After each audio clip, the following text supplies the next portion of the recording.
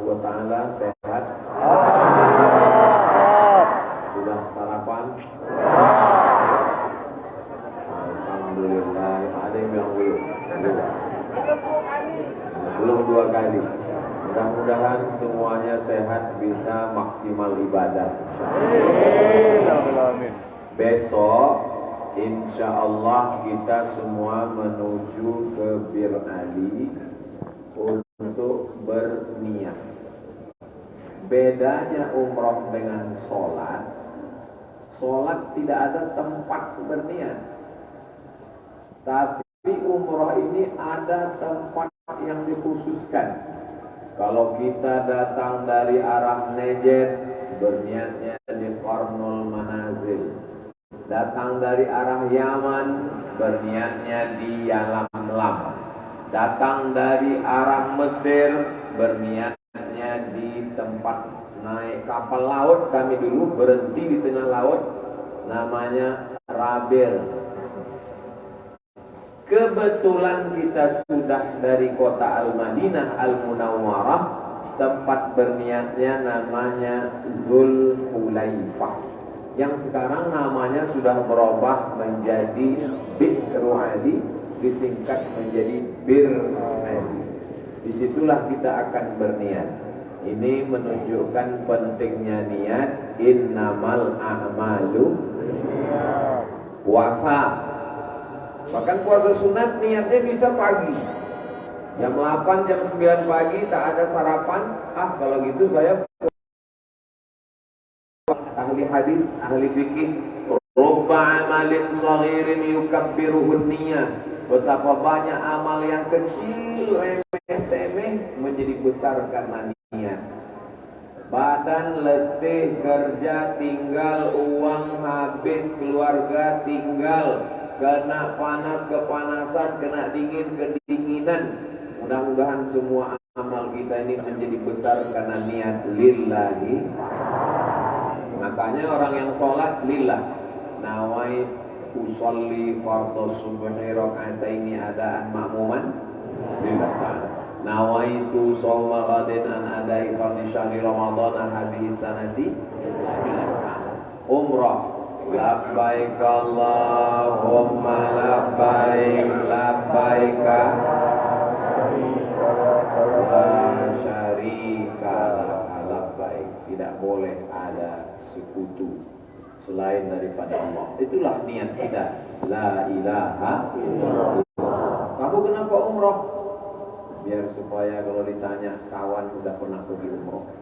Kau kenapa umroh? Untuk update status. Kau kenapa umroh? Aku tabligh akbar. Kalau Ustaz Somad jauh, katanya kalau umroh bisa dekat, ternyata jauh juga. Mudah-mudahan semuanya, terutama saya, doakan supaya niat saya tulus bersih karena Allah Subhanahu wa taala. Amin. Ini yang pertama. Yang kedua, kalau sholat, boleh tak kita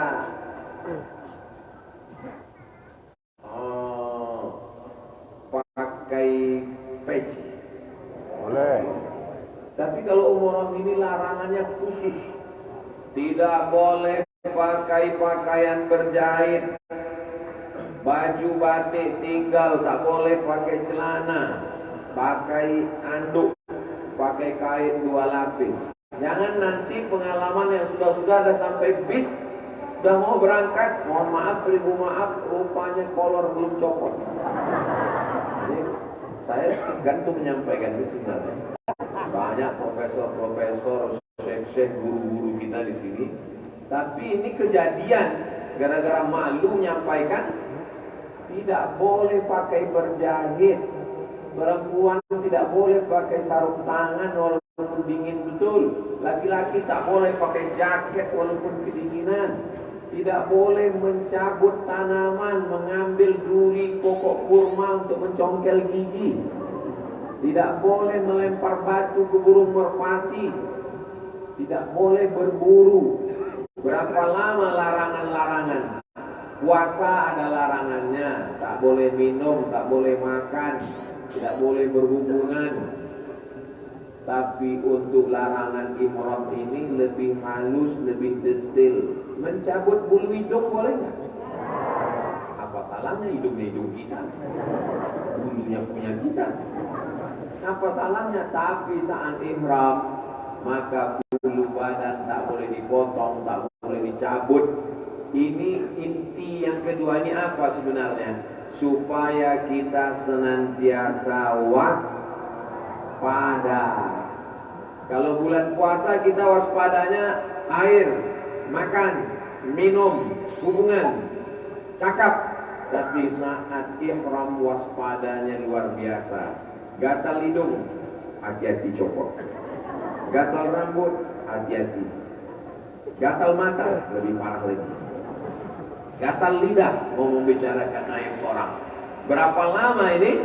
Kalau kita berangkat besok jam 11, lalu sampai di Tanah Suci jam 8, lalu kemudian siap-siap sampailah persiapannya jam 11 siang, jam 11 malam, lalu kemudian kita melaksanakan tawaf selesai semuanya dari jam 11 siang sampai jam 11 malam, maka selama 12 jam.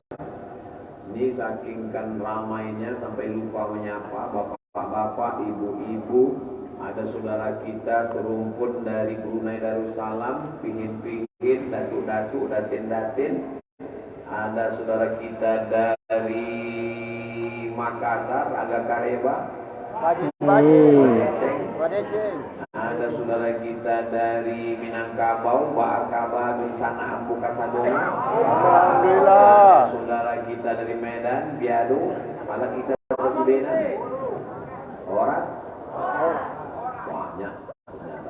Ini kalau disapa semua satu-satu selesai sampai adzan maghrib. Jadi poin yang kedua ini adalah bagaimana kita menjaga ini. Makanya besok banyak-banyak bertalbiyah. Labbaik Allahumma labbaik, labbaik la syarika laka labbaik, innal hamda wan ni'mata lak wal mulka la syarika lak. Labbaik Allahumma labbaik, labbaik la syarika laka labbaik, innal hamda wan ni'mata lak wal mulka la syarika lak. Pembimbingnya 2, 3, 10 kali.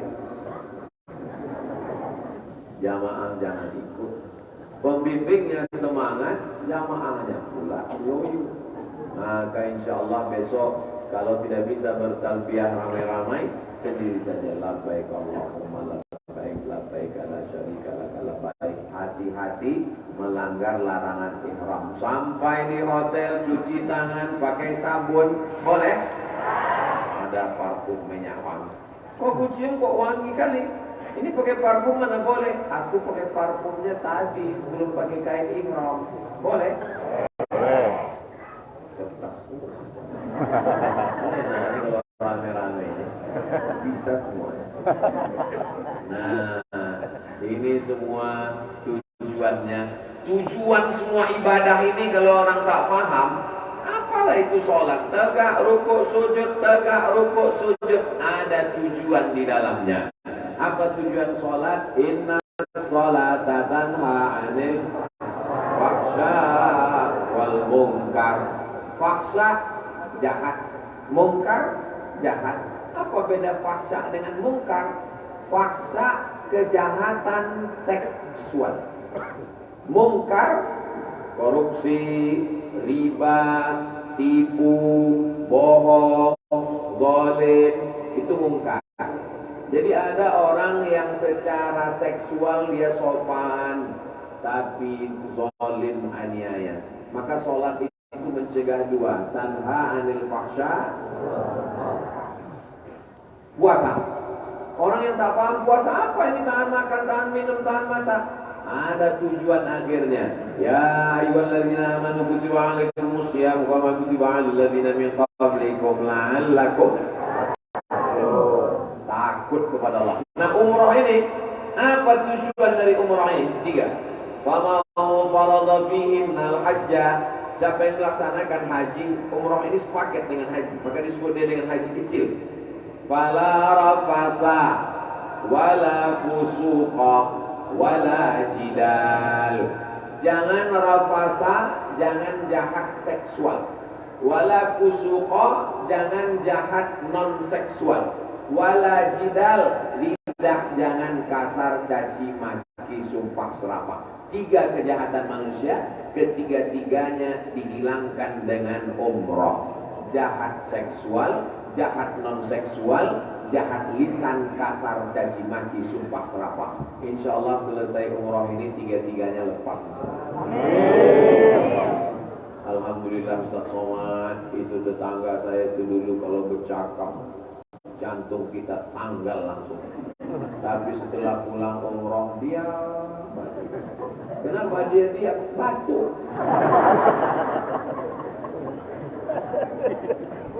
Dulu kawan saya itu orangnya pelit, pasil, mendit, ketekut. Tapi setelah ikut umrah akbar, masya Allah, dulu kalau lewat kota 2.000 perak lagi. Sekarang sejak balik umrah ada perubahan. Berapa? 2.500.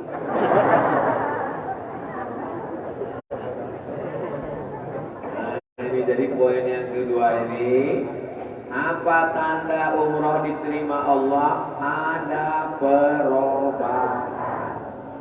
Memang makbul, mabrur lah. Kalau haji mabrur, kalau umrah makbulah. Kalau haji mabrur, kalau umrah makbulah. Memang makbul lah umrah kawan saya itu Pak Ustaz. Kenapa? Pulang dari umrah akbar dengan Ustaz Abdul Somad, mukanya putih. Rupanya tak pernah ke masjid. Makan tipe makan. Balik. Tidak bisa kita ukur dengan fisik, betul? Saya heran kenapa ibu ini tak menengok ke pagi, rupanya menengok ke pagi.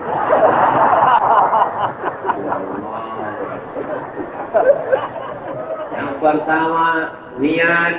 Yang kedua, mengawas diri supaya selamat dari rafatha, kejahatan seksual, fusuqa, kejahatan non seksual, jidal, kejahatan lisan, kejahatan lidah. Yang ketiga, apa yang ingin dari umrah ini? Supaya kita mengambil pelajaran dari Nabi Ibrahim. Dalam sholat Nabi apa yang kita sebut? Nabi Muhammad dan Nabi Ibrahim. Kama sallaita ala Sayyidina Ibrahim wa ala ali Sayyidina Ibrahim. Kama barakta ala Sayyidina Ibrahim wa ala ali Sayyidina Ibrahim. Dalam iftitah, maka kana Ibrahim Yahudiyyan wala Nasraniyan ولكن كان حنيفا مسلما وما كان من المشركين. Kita dalam salat itu yang kita ucapkan di awal salat. Inna salati wa nusuki wa mahyaya wa mamati lillahi la syarika lahu wa bidzalika umirtu wa ana minal muslimin. Ucapan Nabi Ibrahim alaihissalam. Dan dalam umrah ini Nabi Ibrahim berdoa kepada Allah setelah dia merenovasi Ka'bah bersama anaknya namanya Ismail. Wa arina manasikana wa tub alaina. Tunjukkan pada kami cara ibadahnya. Maka ditunjukkan Allah melalui malaikat caranya mengelilingi Ka'bah. Subhanallah walhamdulillah wa la ilaha illallah wallahu akbar. Subhanallah walhamdulillah wa la ilaha illallah wallahu akbar. Sampai rukun yamani, Rabbana atina fid dunya hasanah wa fil akhirati hasanah wa qina adzabannar. Ini semua adalah ibadah yang diajarkan Allah kepada Nabi Ibrahim alaihissalam. Lalu kemudian naik ke Bukit Safa, naik ke Bukit Marwah. Itu perbuatan siapa? Perbuatan istri Nabi Ibrahim, namanya Hajar, yang melahirkan seorang anak laki-laki bernama Ismail. Tumit Nabi Ismail apa namanya? Menggetekkan tumitnya itu ke tanah. Muncullah air, itulah yang kita minum. Tapi ini bukan menghadap ke arah kiblat. Allahumma inni as'aluka ilman nafi'an wa rizqan wasi'an wa shifaan min kulli da'in wa saqamin bi rahmatika ya arhamar rahimin. Yang hafal, yang tak hafal ada berkiblat gerak-gerak. Kenapa kita Allah yang sana? Selamat sampai pulang.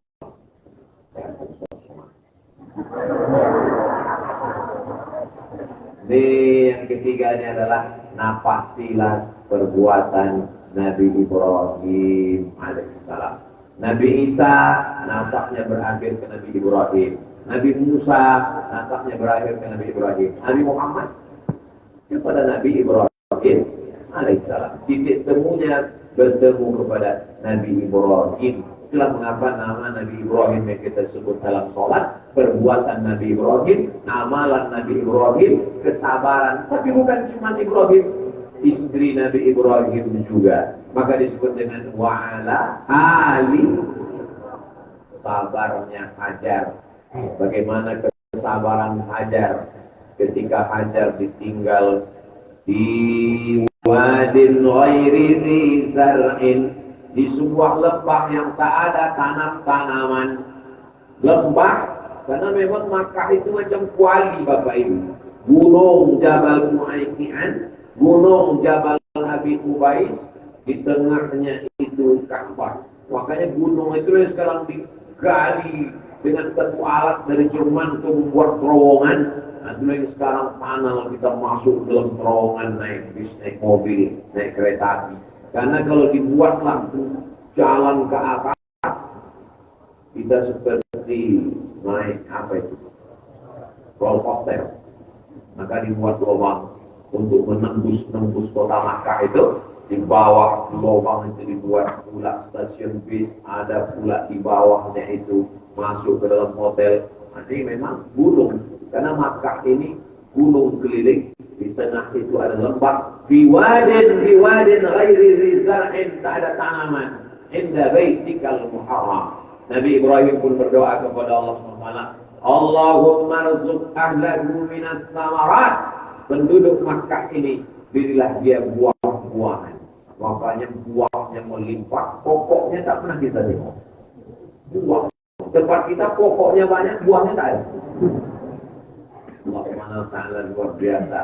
Lalu kemudian hati manusia ini tertarik kepada Makkah. 2 tahun, 2020, 2021, 2022, Covid 3 tahun tak kemari. Sekarang meledak jamaah itu seperti jamaah haji. Umur-umur saya umrah, inilah umrah Masya Allah, manusia macam anai-anai, macam semut. Beginilah kita nanti di padang mahsyar. Banyak suami yang menunggu di pintu, istri tak muncul-muncul. Banyak pula istri yang menunggu. Kemana di saya tahu ya. Pulang ke rumah. Banyak semua yang dah sabar. Banyak istri yang pulang, yang pergi ke masjid kurus. Begitu pulang gemuk. Di balik mukena itu anak ontaknya. Ini Ustaz ini menyindir. Nampak saya tidak. Saya kalau jalan itu saya dulu pun nampak saya. Jadi mudah-mudahan yang kita bawa itu nanti adalah kesabaran Nabi Ibrahim, kesabaran Hajar, kesabaran anaknya Ismail dan Ishak, sehingga keluarga kita semuanya keluarga yang bertauhid kepada Allah Subhanahu. Luar biasa Hajar itu ibu. Sabarnya dia di lembah yang tak ada tanaman itu, hadiahnya adalah air Zam-Zam yang mengalir 4.000 tahun sampai hari ini tak kering. Begitulah orang yang sabar diberikan Allah balasan yang tak putus. Ibu bapak sekalian yang sabar dengan segala kesulitan di tanah suci ini diberikan Allah kemudahan. Innallaha ma'as sabirin. Poin yang keempat. Sampai berapa poinnya Pak Ustaz? 5 poin. Jadi nanti judulnya kalau mau dicari di YouTube 5 poin renungan umroh akbar. Ustaz Abdul Somad Official, subscribe, like, share, and yang pertama, niat.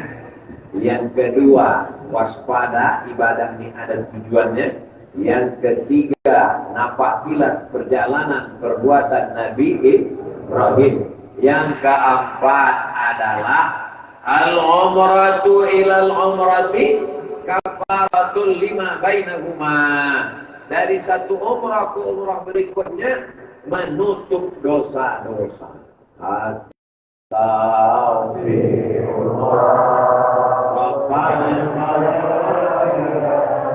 Astagfirullah minal Rabbi zidni ilman nafi'an wa waffiqni amalan shalihan. Minta ampun dengan istighfar, sudah. Minta ampun dengan sholat sunat taubat, sudah. Minta ampun dengan menangis, sudah. Minta ampun dengan tawaf dan sa'i, besok kita lakukan. Jadi kata Nabi, al-umratu ilal umrati kafaratul lima bainahuma. Pulang kita dari umrah ini macam bayi yang baru lahir lagi. Saya nggak percaya Pak Ustaz. Ibu tengok nanti bapaknya asal habis umroh macam bayi lagi. Kenapa begitu? Gundul. Saya nih, kenapa lah Ustaz Somad itu rambutnya gondrong panjang? Ini mau dipotong besok. Besok kalau kita ketemu besok malam, itu udah ketemu baby.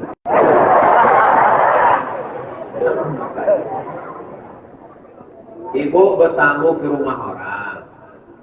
Terus, lucu ya anaknya kok saya gendong, pas digendong terkencing. Ibu marah nggak? Kenapa tahu? Karena anak bayi tak berdosa. So preman-premannya orang buat aku bubu mesoba kalau udah menengok anak bayi. Kenapa semua senang nengok bayi? Karena tak berdosa. Coba besok malam.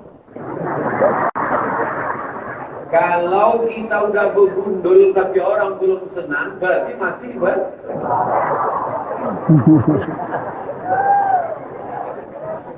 Mudah-mudahan Allah menghapuskan dosa-dosa. Dosa yang bisa hilang dengan umrah ini dosa kepada Allah. Adapun rantang yang belum dipulang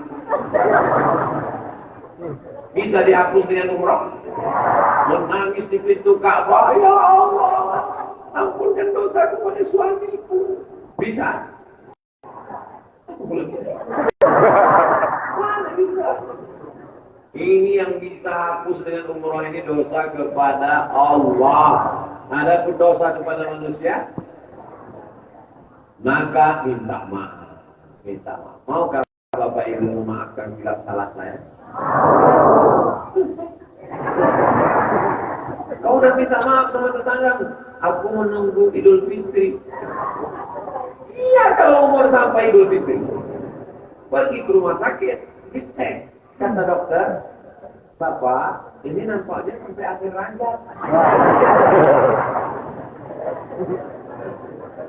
Mudah-mudahan Allah kasih umur ke kita supaya kita bisa sempat minta maaf. Jangan malu segan minta maaf kalau ada silap salah dan dosa. Jadi begitu selesai tawaf, selesai sa'i, tahallul, sebagaimana gugurnya rambut itu, begitulah dosa itu berguguran semua. Kalau sudah bersih, jangan kotorilah. Pakai peci putih, pakai baju putih, pakai kain putih, pakai sendal putih, pakai handphone putih. Mau acara tablik akbar, Ustaz Somad sudah siap mau berangkat. Sebelum berangkat minum kopi. Begitu minum kopi, menetes-tetes ke baju. Rasa nggak pede mau jumpa jamaah. Masa udah putih ada tetes. Diambil tisu. Makin lebar. Menghadap manusia saja satu tetes tak pede. Bagaimana menghadap Allah? Banyak dosa. Seandainya dosa itu tumbuh satu tai lalat. Satu dosa tumbuh satu tai lalat. Mungkin muka kita juga macam kuali. Tapi karena Allah masih sayang, dosa kita hanya kita yang tahu. Yang paling mengerti tentang dosa kita hanya kita. Maka kita menghadap Allah itu dengan rasa malu. Al-haya'u syu'batun minal iman. Malu adalah satu cabang dari iman. Niat, tawaf, sa'i, tahallul, tartib. Cuma 5 rukun umroh ini. Niat, tawaf, sa'i, tahallul, tartib. Tartib artinya berurutan. Jangan maju dulu. Kau udah sa'i? Iya. Terus? Kau cepat kali? Aku belum tawaf. Itu namanya umroh sunnah. Dia mesti tartib. Niat di Bir Ali, tawaf, keliling Ka'bah, sa'i, Safa Marwah, habis itu baru tahallul, habislah semuanya. Tahallul halal. Yang sebelumnya haram mencabut bulu hidung, haram mencabut tanaman, haram membunuh binatang, haram akad nikah, haram menikahkan. Tapi kemudian setelah tahallul maka menjadi halal. Yang terakhir yang kelima. Apa yang diambil dari umroh ini tak lain tak bukan adalah supaya kita sadar ini miniatur mati. Pakaian hanya 2 lapis, satu di atas, satu di bawah. Ibu juga pakai pakaian mayat putih-putih. Ini adalah gladi kotor mati.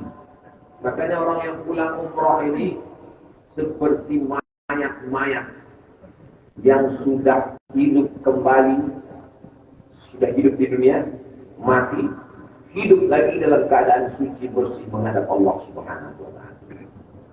Ibu pernah mati? Mati rasa. Tapi kita pernah merasakan bagaimana mati. Tinggal semuanya. Anak, keluarga, kampung, rumah, pakai pakaian orang mati, dan kita kemudian akan menghadap Allah. Makanya dalam tarikat Naqsyabandiyah ada namanya Rabitatul Maut, Rabitatul Barzakh. Bayangkan kita sedang mau sakratul maut, dibisikkan ke telinga kita la ilaha illallah. Setelah itu kita pun akan dimandikan, setelah dimandikan dikafankan, setelah dikafankan disolatkan, setelah disolatkan dikuburkan, setelah dikuburkan ditinggal. Ibu mau ikut bapak?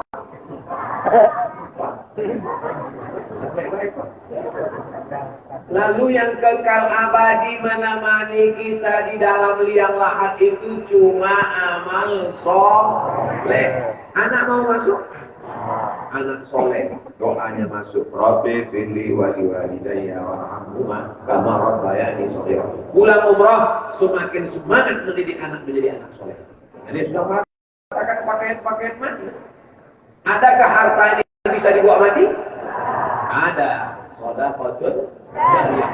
Pulang dari umrah semakin semangat bersedekah karena dia sudah mati. Sudah mati. Jadi nanti kalau pulang, kau tengok muka kau macam orang mati. Karena aku tak pakai make up. Aku macam orang mati ini karena aku sudah mengingat mati. Aku sudah mati dan aku akan mati. Mau jadi pejabat belum tentu jadi.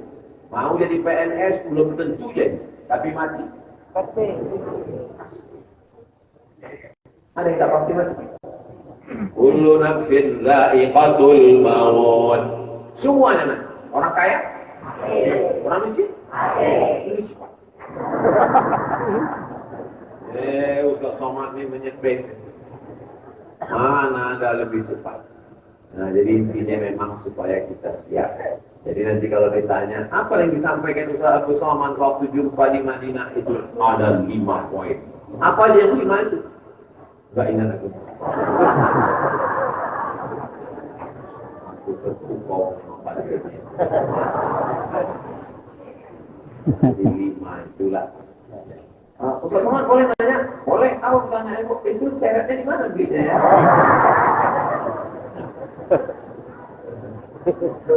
Silakanlah untuk membeli, tapi jangan sampai hanyut, lupa substansi kedatangan kita kemari. Itu 5 poin-poin penting. Pertama, luruskan niat. Yang kedua, sadar ibadahnya ada tujuannya. Yang ketiga, napatilah Nabi Ibrahim. Yang keempat, dihapuskan dosa dengan umrah. Yang kelima,